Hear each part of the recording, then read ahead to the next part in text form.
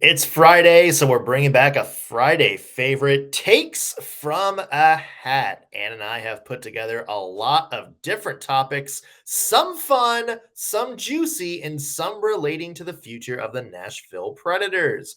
We will quiz each other on our favorite ones next on the Locked On Predators podcast. You're Locked On Predators, your daily podcast on the Nashville Predators. Part of the Locked On Podcast Network, your team every day.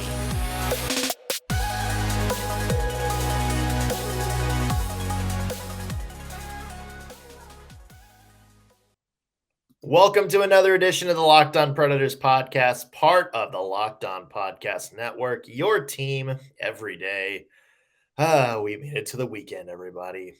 It's Friday. It's Friday. We appreciate you guys making us your first listen of the day. As always, shout out to all the loyal Locked On Pred heads out there who tune in to every single show. You guys know who you are.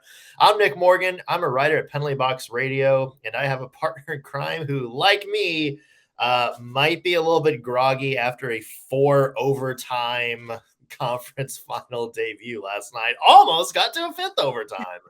Y'all, I am too old for that. I am Ann Kimmel. I'm a writer at InsideThePreds.com. Yes. I tried so hard, Nick. I tried so hard. I fell asleep in bed with the TV still on, and I woke up like after I don't know how long, and it was still in the 3rd overtime. And I'm like, yes. Oh, okay. Yeah. It's going to be those kind of nights, isn't it? Oh, bless. And you know what, to all of those Carolina fans that stuck it out, way to go. But that was a long game. That was a long game, y'all. Yeah, better than being a loser who watches the Milwaukee Admirals, am I right? Am I right? Like a nerd. Yeah. You and I were talking beforehand about the Milwaukee Admirals. Tonight, my youngest son graduates high school. And at his particular high school, the rule is you cannot cheer when your child's name's called because it's a large high school. It would literally take forever to get through all of the graduates. And so everybody gives a big cheer before they call their names. And then if you cheer when your child's name's called, they have teachers and security who remove you. You get kicked out. You don't get to stay. They're very hardcore about it. And I respect that. The problem is that my kid's name is towards the beginning of the alphabet. So once I hear his name called, will I, in fact, pull up the Admirals game on my phone and watch it? I might. Yeah. And if Yaroslav Askarov pulls a Yaroslav Askarov, might I holler out something in the middle of the names being called and get kicked out? It's going to happen during some random kid. It's like, and here's Alejandro Sanchez, and then one woman in the crowd. What is that? This is stupid. That's gonna be me. Oh my gosh. Poor Alejandro. I'm such a loser. I know. Before we get to Takes from a Hat, also want to mention today's episode is brought to you by Bird Dogs. Go to birddogs.com/LockedOnNHL, and when you enter promo code LockedOnNHL, they'll throw in a free custom Bird Dogs Yeti-style tumbler with every order. And it's Friday, and you know what that means. It's time for Takes from a Hat. This has kind of become our Friday tradition. For those of you who don't know, Anna and I have put a hat full of different topics related to the Nashville Predators and the NHL. Some are fun, silly ones. Some are like personal, like favorite memories of games. And some have to do with some juicy hot button issues around Smashville. So here's how it works. We'll draw it one at a time, ask each other their takes on the topic, and then we'll go from there. And would you like to draw first, or do you want me to draw first for you? I'm gonna draw first. You're gonna draw first. You on the hot seat first. You're not. I told you I had some juicy ones. I know that's why I'm avoiding it. Yeah. Let's see if we can make this take last as long as the show. Okay. Okay. Here's a topic that you and I have discussed at great length. Probably not for the right reasons, but here's my question. Okay. If you had the Stanley Cup for a day, what would you do with it and why? Oh, So I'm not gonna be like the strip club guy. I'm Because so I feel glad. like that's always when the cup gets broken. Whenever it's at like a strip club or a nightclub, there's just like horror stories about like what happens to the cup in those places. Many a dents in a couple of places. Ooh, I know. I It's a tough one. I know. This is not one I've thought about extensively. Um, I would love to do like a lake day or something with it and have like, like little ice cubes with little like cold cans of beer, bottles of beer sticking out of it and have it be like the apparatus. I don't know if I could ever be the eat out of the Stanley Cup guy because I know where that cup has been. No, never.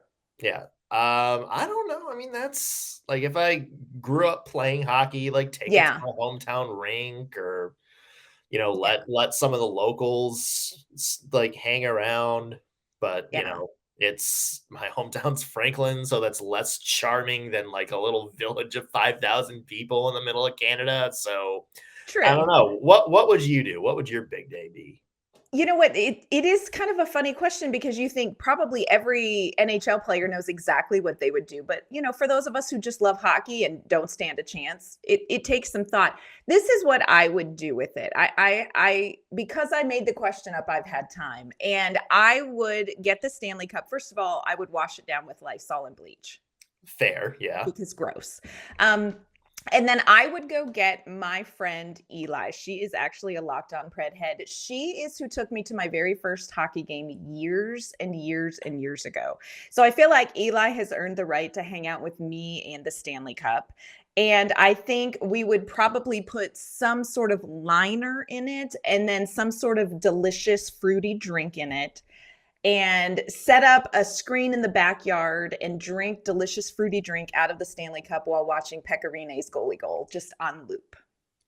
Is the fruity drink alcoholic? Oh, yes, it is. Hey, just making sure we're on the same page. Let's not be crazy. Also brave for you to consume something out of the Stanley Cup. Well, again, there's a liner in it. There's a liner in it. I would never, I don't know that I could even really comfortably touch the Stanley Cup without knowing, watching it be wiped down. Because, not my jam. Yeah, fair. Let's see here. Let's dig into nervous about your.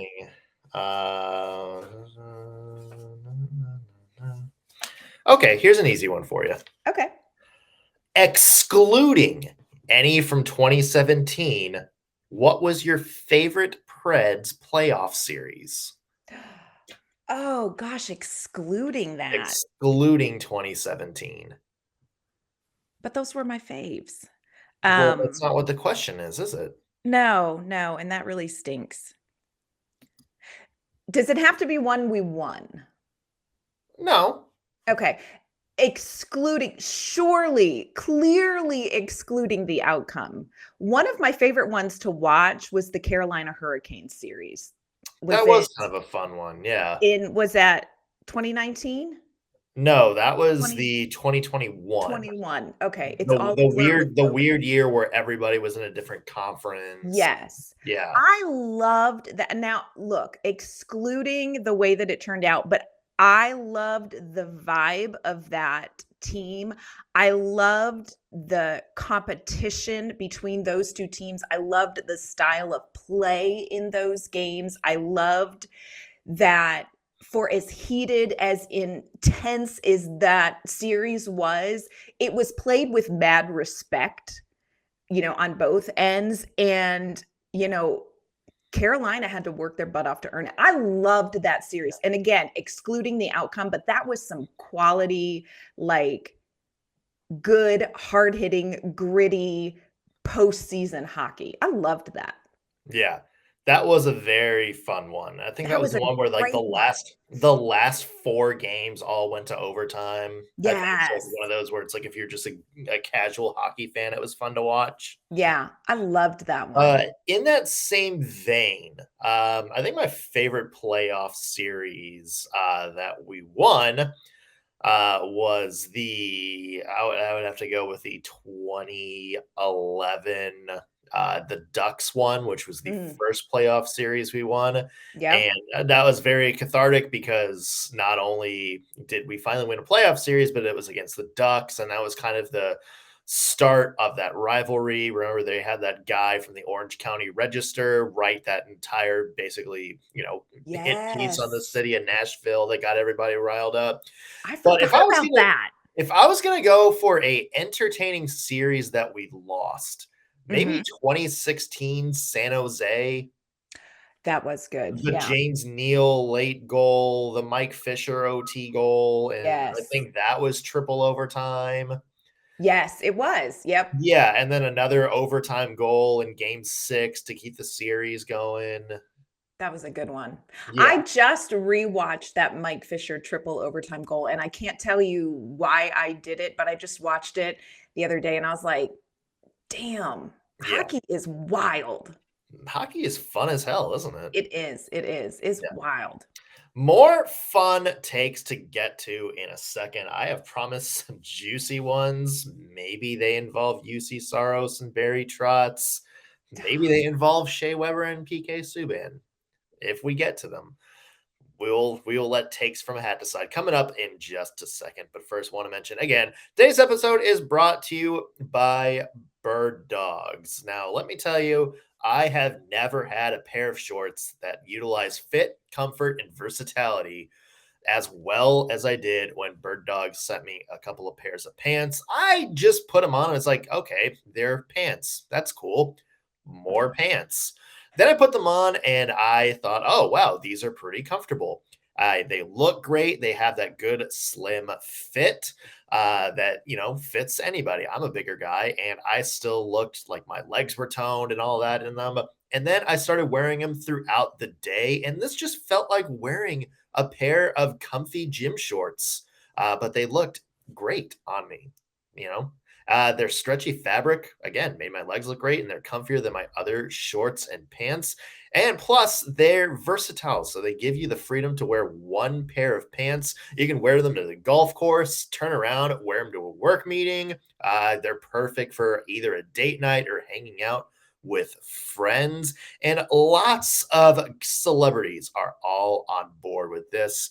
Brett Krishner says he wakes up at his lake house wearing Bird Dogs, goes for a swim, smokes cigar, grills burgers, and chills with his family, all in the same pair of shorts all day. Bird Dogs. And college football nerds say they're the perfect pants for dads that have a little extra gut but want to stay on the couch and look good while watching their favorite game. So go to birddogs.com/LockedOnNHL and enter promo code LockedOnNHL. When you do that, they'll throw in a free custom Bird Dogs Yeti style tumbler with every order. So again, birddogs.com/LockedOnNHL, promo code LockedOnNHL to check that out.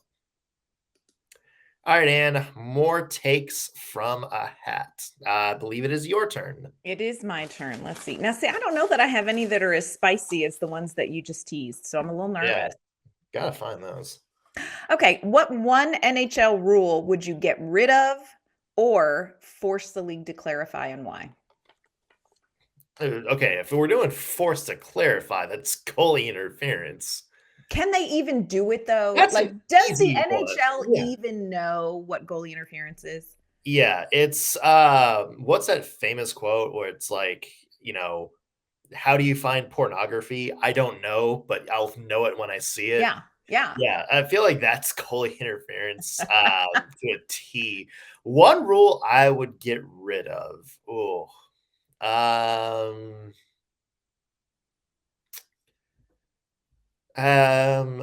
Okay, here's one. The trapezoid behind the net where goalies can't play it in the corner. I just say bring back the era where goalies are going all around the net to play the puck.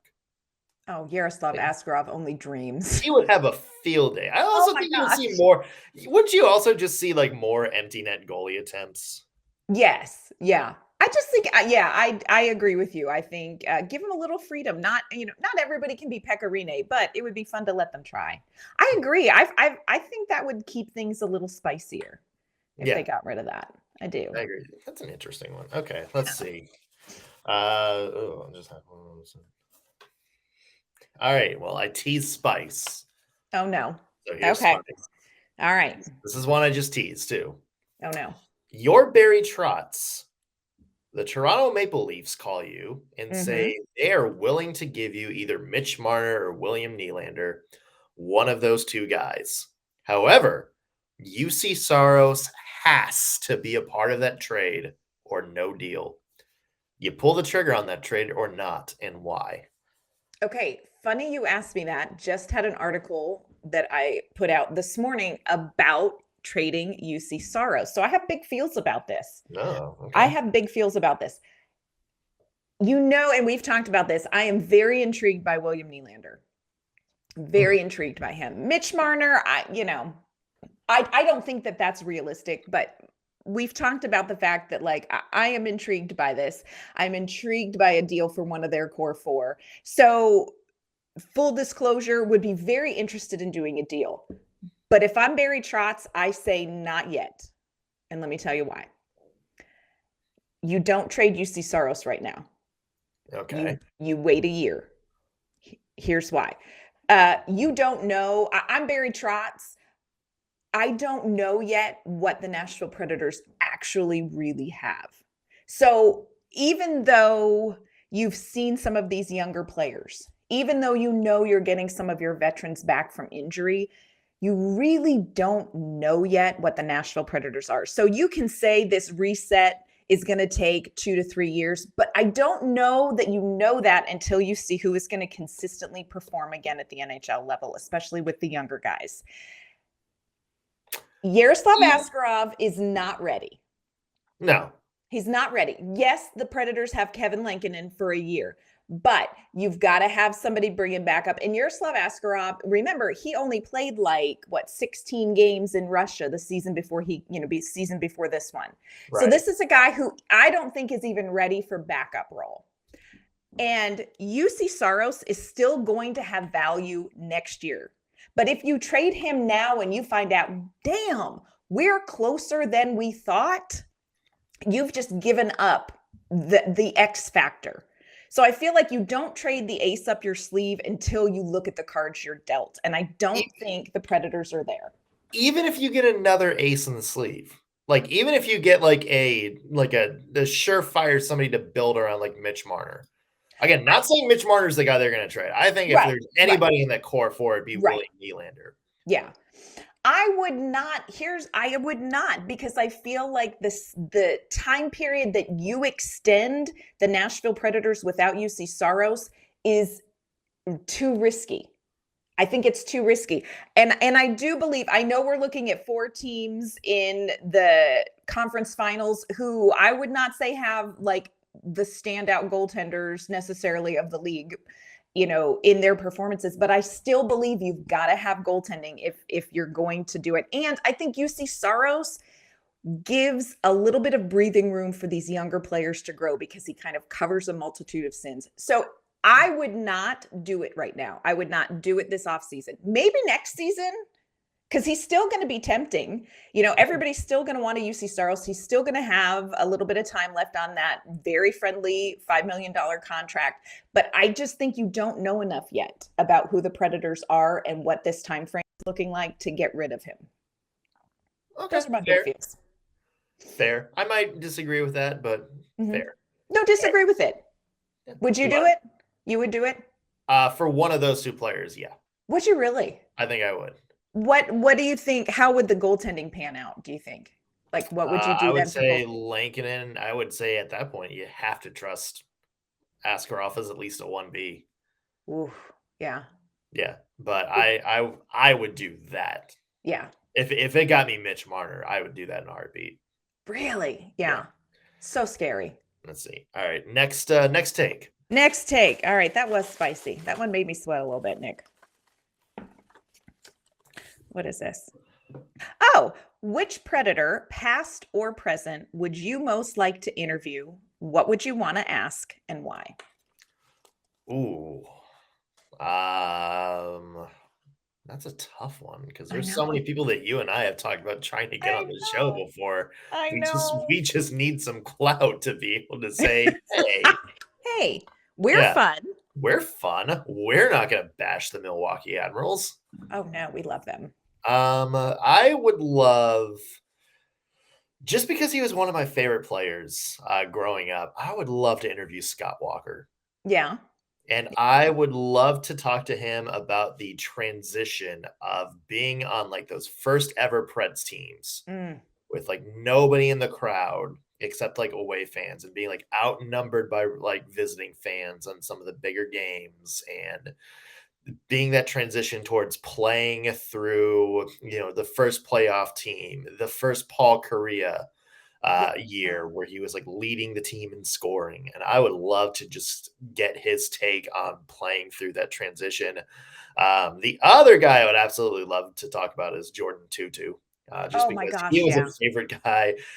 There's a lot I would love to ask him about his career, his personal journey. But one of the big questions I would love to ask is what was going through your mind when the fans started to boo you every time you touched the puck after the free agent deal to Detroit?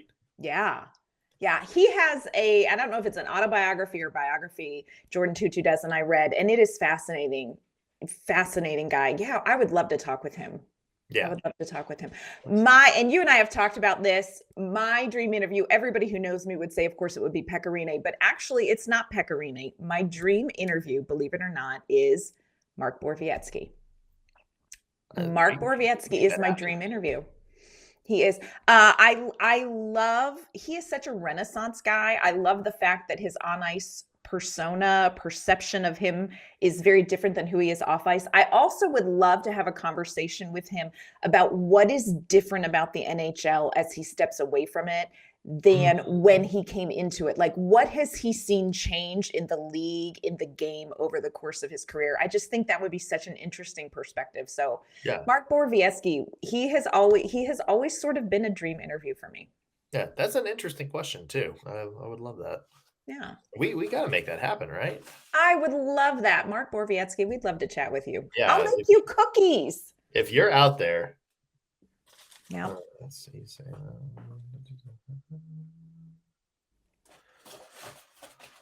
There's a couple of juicy ones I want to say. Oh, you're going to make me sweat some more.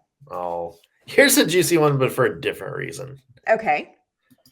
Let's say the Arizona Coyotes are forced to move. Ooh. We don't want that to happen. We don't. We love the folks at Locked On Coyotes. Robin Leandro has been a good guest on our show. We want the Coyotes to stay out there. But let's say things collapse and the Yotes are forced to move. Mm-hmm. Where would you put them? What city would you like to see them relocate to? Well, you and I have talked about, the whole, do you give Atlanta another try kind of thing? And the other city that I think people have kind of talked about is Houston. A little intrigued by this only because I think it'd be interesting for the NHL to see a Dallas-Houston rivalry because, those Texas people just think they're all that in a bag of chips. And then you get two of them going at each other. I think that'd be an interesting rivalry. I don't know how it would do in Houston. But I like Houston better than Atlanta. Where else would I want to see something like that? Can I throw the other name that's been mentioned a lot of places? What's that? And that is Kansas City. I've seen a lot of people hype Kansas City. That's a great sports town. I will say this about Kansas City. That is a great sports town. And it's not just about football. They are mad over Sporting KC there. I could see Kansas City embracing another sports team. Yeah, and they used to have an NHL team for, I think it wound up being 2 seasons before they moved to New Jersey and became the Devils. They had an old school IHL team that were rivals with the Milwaukee Admirals back in the day. Eric Dene said there is an ECHL team there that does very, very well. And there's a couple of hockey specific bars where people gather to watch NHL games. Kansas City is the one that I've heard a lot about. Yeah. I know the NHL would love to put a team in Houston. That's the biggest TV market that doesn't have an NHL team. But I'm with you. I'm like, is that going to draw interest from locals? Plus, Houston's kind of become such a transplant city. It's the Then Atlanta. is it going to be like the same thing as Atlanta, where it's just Yeah. like nobody there is really all in on it? Kansas City, though, I would love to see that. If it's not if it's not one of the Canadian teams. Yeah. I love the inter-Pennsylvania rivalry between the Flyers and the Penguins. So I'm all about like another interstate thing. And I'm all about like Texas, fight amongst yourselves. But Man, yeah, Kansas City. Yeah, Kansas City. I will say that's a great sports town. Fantastic sports town. Yeah. All right. Let's see what we got in here. I feel like I didn't get spice. Oh, maybe this one's a little spicy. Okay. Forget everything you know about the past. Okay. You get to name the captain and 2 associate captains for the Nashville Predators next season. Oh. Not based on who has been in the past. Who do you pick and why? Dang. Spicy. Okay, so do you name captain based on who your best player is? You tell me. Or do you name captain based on like a guy you would just love to see be captain? You tell me. You get to decide. So you get to set your own parameters. If it's best player, I mean, it's Roman Josi still. Mm-hmm. But if like this was a clean reset and you were doing like the thing that a lot of like rebuilding franchises do, where you put the C on like just like the young player that you're going to build around, doesn't Cody Glass seem like he would be somebody that would be like a good captain someday? Yeah. I feel like needs to work on his voice a little bit, but maybe somebody like that. The other person I had in mind was Colton Sissons. Come on. Because he's just sort of like the Captain America of the group, the little jack of all trades, doesn't have the big firepower, doesn't have all these fancy weapons, but just works really, really hard, kind of the heart and soul at the bottom of that lineup. Yeah. No, I definitely can see Colton Sissons being there. And that's somebody that at the end of the season, when, all of the other guys were out, Juuse Saros, Colton Sissons, Tyson Barrie, those were the names that Poyle and Trotz said, look, they stepped up. Juuse Saros stepped up. Now, Juuse Saros is just kind of very quiet and whatever, but I love hearing that, he stepped into that role. But yeah, I think that's an interesting thought. Like who are the leaders of this team through a reset? Wouldn't you love to see like back in the days where goalies can be captains? Like, wouldn't you love to be able to see a C put on a goalie again? Yes. I would go back and say that's an NHL rule I would change. Yes. That's so dumb. Yeah, let a goalie be a captain, or at least wear the A. Yep. I think that's dumb. I would agree with you. Yeah, I get why they do it, because they're not playing 82 games a year. Right. Interesting. But yeah. Let's see. Okay. Oh, no. So I think a while back on one of our shows, you and I talked about what was the best Preds game you and I had ever seen in person. Mm-hmm. Let's Missy Elliott this, flip it and reverse it. What's the worst Predators game you ever watched in person? Oh my gosh, the worst one. There was a game, and I'm not even going to be able to tell you what game it was. It was this past season or the season before. I am so bad at these specifics. I can tell you exactly how I felt at the game. This is how I remember things. I don't remember the details. I remember how something made me feel. Sure. There was a game, and for some reason, I feel like it was against Dallas. But I could be wrong, but that would make sense on a cellular level for me. Where my husband and I were at the game, and love hockey. I love everything about it. I love the sound. I love the smell of the ice. I love the vibe in Bridgestone Arena. I love everything about hockey. But there was a game that was so excruciatingly bad that my husband and I at second intermission were like, we out. Yeah. And for some reason, I feel like I'm thinking it was Dallas, but it may not have been. And I wish I could even tell you what it was. But it was the first, and I think the only time where I was like, I can't do this anymore. I can't give you 20 more minutes. Yeah, there's a Boston Bruins game earlier this season that I think that could have applied to. Yeah. So Painful. The one that I remember, this was back in, I think it was 2013 because it was the late start lockout year. Mm-hmm. And it was against the Arizona Coyotes. And it's, for some reason, bad memories always just linked to the Coyotes. It was, I want to say 6-0 after, or maybe 6-1 after the first period. To pound the point home, my friend, like two of my friends were coming to the game together. They got there late, like maybe like 15 minutes late, like time wise, not 15 minutes in the game. It was already 4-1 at that point. And my friend texted me, it's like, you want to like just not go. He's like texting me, it's like, can we just not go in and you meet us at a bar or something like that? Okay. It was bad. I think the Predators changed goalies twice in the first period. They changed goalies halfway through, and then at the start of the second period, they changed back. My gosh.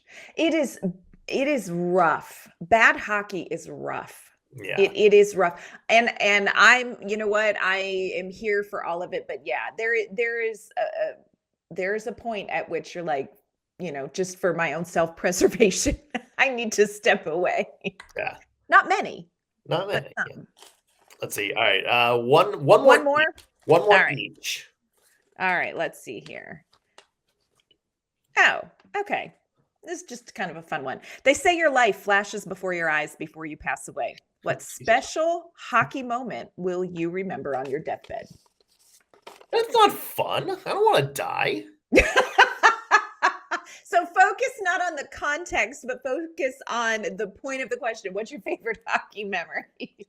Maybe we'll word it that way. Does it have to be a Predators moment? No, it can be any hockey memory.